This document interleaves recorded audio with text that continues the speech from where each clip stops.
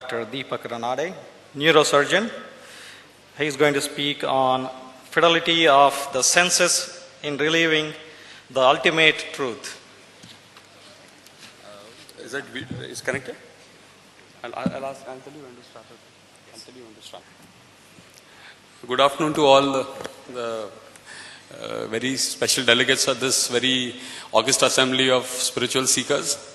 It was a wonderful experience to hear Sadhvi Bhagwati and Hasya Yogi also.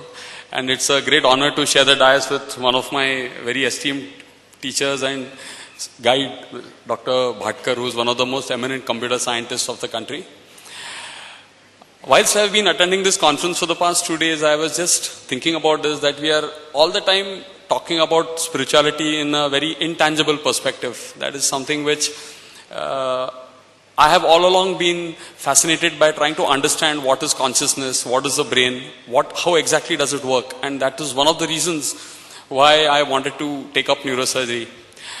To continue in the lighter vein of the Hasya Yogi, we were all talking about this non-duality and world unity. So there was this very famous anecdotal experience of Shankaracharya's disciple. He was being chased by an elephant, and after hearing all the very profound wisdom of Advaita and non-duality, the disciple, while running, he said suddenly, "Oh hell, this elephant and me, there's no difference. I think we are the same." So he stopped in his tracks. And sure enough, that elephant came and trampled all over him. And that disciple was extremely, in a very painful, bruised state. He went to the master and he said that, "Master, what is this? This is non-duality, and I ended up being trampled by this elephant for no fault of mine." So Shankaracharya, I believe in Advaita. So the Shankaracharya replied, "Yeah, but unfortunately the elephant believed in Dvaita, so he was in duality when he attacked you." So I have all along been in this conflict of trying to get the tangible spirituality into the domain of something that is more tangible, and what exactly happens in the brain, and what exactly, can there be a scientific perspective to this? And this whole session was about the occult, in inverted commas, the occult aspect of spirituality. But is it really occult? So that got me thinking about what exactly do you define by occult when we talk of the mysticism or the occult or something which is intangible. We call something that is not perceivable by our senses, sense organs, our routine sense organs, as something that is mystical or something that is intangible. And then it gets me thinking that when you look at the vast leaps that telecommunications have made, when we see the internet or when we see the Bluetooth, it's something that we just don't figure out how does this information get transmitted. But it surely does get transmitted. So it got me thinking of trying to understand that do our sense organs really have the ability, the capability, and do they have the fidelity to really transmit the truth to us? And is this truth something that we can really perceive and understand or comprehend through our sense organs? Towards this exercise, I downloaded one small film from the YouTube which tries to put this in a better perspective. I'd like you all to see the 6-minute film on this, and then I'll continue my talk thereafter. In case any one of the dignitaries on the dais would like to see the film, they can go downstairs and have a look, because it's an interesting film.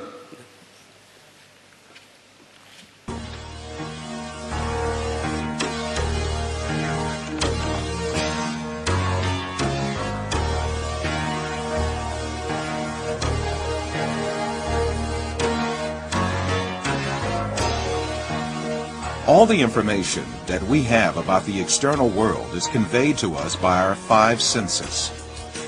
The world we know of consists of what our eyes see, our ears hear, our noses smell, our tongues taste, and our hands feel. Man is dependent on only those 5 senses since birth. That is why he knows the external world only the way it is presented by these senses. Yet, scientific research carried out on our senses has revealed very different facts. I could get through the gist of what I was trying to get across. That effectively, when I look at anything that I'm seeing, which my sense organs are giving information to me about, it obviously is something of a program in the brain which has got a very, very profound, which develops a very profound conviction and a sort of a belief that what I'm seeing outside is actually the truth. But in reality, it might just be electrical impulses which are processed by the brain, and they give us the impression of what we touch, or it could be just like a hologram which has got actually some matter that we feel. So then it lends a little bit of credibility to what when our ancient scriptures, when I did get the opportunity to read up some of the sacred text of our written by our saints, and when they talk of the world and everything being an illusion, so it could well be possible that we are what we conceive as matter, or what our sense organs give us the information that this is matter. In reality, it may not be what the reality is, and it is just a program which is unfolding. And surprisingly, we have such a tremendous amount of conviction that this is the truth. And that is where this whole spirituality domain begins, because at one end we are looking at matter and something that is very tangible. And at the other end, our brain is trying to tell us that no, look, this is not the truth. We have to rise above this. So I find this kind of a thought process a bit hypocritical. I have got to understand, if I can give a scientific perspective to making people realize that what we actually claim to look at as matter is actually nothing but electrical impulses. Then the next question comes as where does this get recognized? Where does this actually, what is the source code of this entire program? And then it's a very interesting reference that I got when I was reading some of the scriptures, where it is said that the entire universe, whenever I do neurosurgery and I operate on the brain, it is a absolutely spellbinding experience when I remove the portion of the skull and I see the brain actually. And to think of this, that the entire universe and what all it has and what all it contains is actually being perceived by this 2 kilograms of gray and white matter tissue, an organ. And it somehow doesn't seem to be making any sense that how can this particular, like we saw that the vision is finally destined to go near the occipital lobes.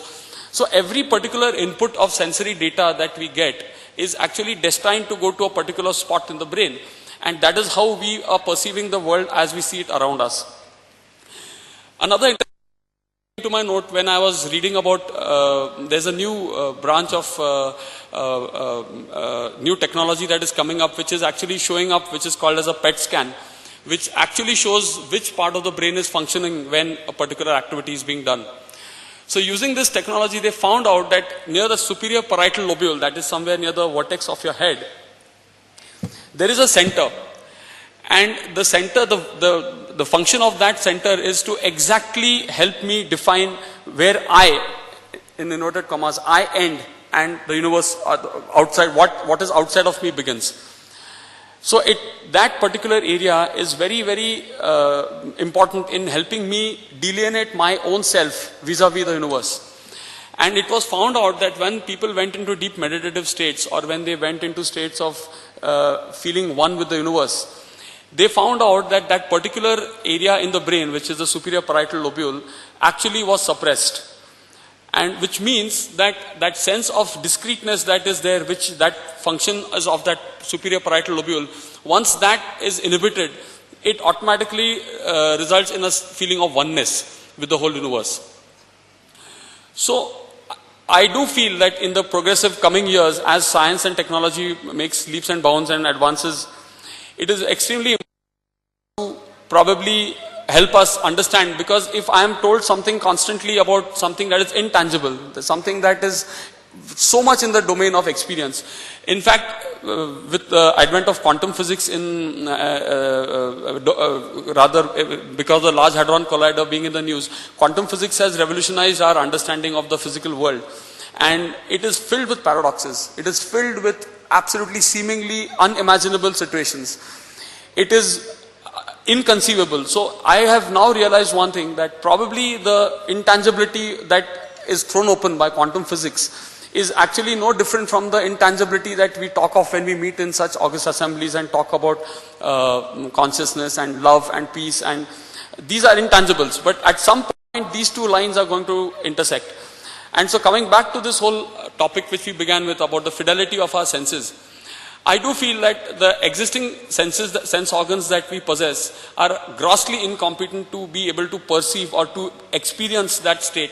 And which is what probably might be happening when we talk of yogis doing sadhana or yogis doing some kind of a meditation, or it could be in effect trying to restructure the neural pathways in the brain which make us perceive the existing reality. The universe is not, there's no change outside.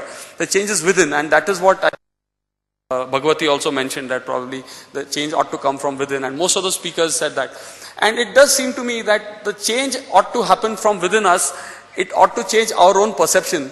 And till such time we are going to be dependent entirely on our sense organs to try to make sense of this whole universe, the whole manifestation. It is going to fall grossly it's going to fall short of us really experiencing the state of oneness. And as one of our very learned scholars and philosopher saints from Maharashtra, Santa Jnaneshwar had mentioned, that it is, he gave a very beautiful analogy to this. He said that this whole universe is the manifestation of consciousness, and it is like this whole manifestation is a reflection of that consciousness. That consciousness is seeing its own self as if a reflection of its own self in a mirror. So probably all this domain of consciousness, and interestingly for most of you all, I'd like to tell you one very interesting fact in neurology, that to this date it is unknown as to where exactly does the center of consciousness lie in the brain. It is unknown. We know which part of the brain is responsible for movement, which part of the brain is responsible for sensations, but hitherto it is unknown which part of the brain is actually responsible for being conscious. It is also in our scriptures mentioned that probably consciousness may not reside in the heart, as has come across in my readings. So consciousness, what is the substrate of consciousness? Is it the neurons? Is it these 100 billion neurons which are actually triggering and firing absolutely in synchronicity and making us aware of the world? Or, to conclude my talk, because I think we are running short of time, I'd like to end my talk with a take-home message which I'd like all of you all to think about in your leisure time. My understanding of the brain is, in a simple line, the brain might just be a program which generates us total conviction in this illusion into believing that it is a reality. That is how the brain might be at the end of it all. I am extremely privileged to share the dais with Dr. Bhatkar, and I think he'll be talking on science and spirituality as the next speaker. I thank you all for your kind attention. Thanks a lot.